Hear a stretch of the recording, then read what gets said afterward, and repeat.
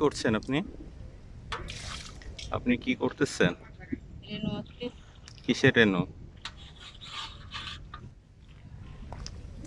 কথা বলেন। যে গাঙে রেনু আছে, ছোট বাগদা রেনু। রেনু পাচ্ছেন? না পাইনি একটাও। সারাদিনে কতগুলো পান?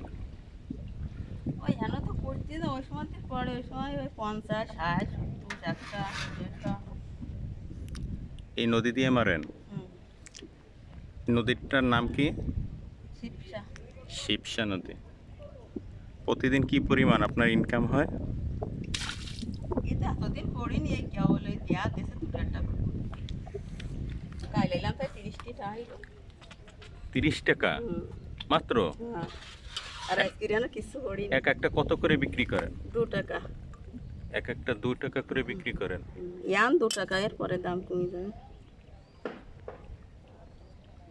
এর ভিতর তো আরো অনেক পোনা আছে।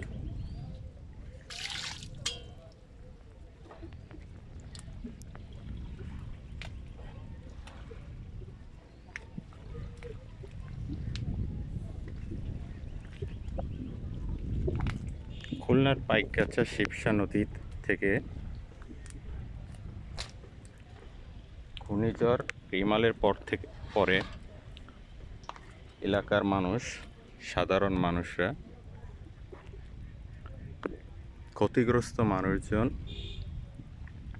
নদী থেকে চিংড়ির পোনা সংগ্রহ করে জীবিকা নির্বাহ করছে।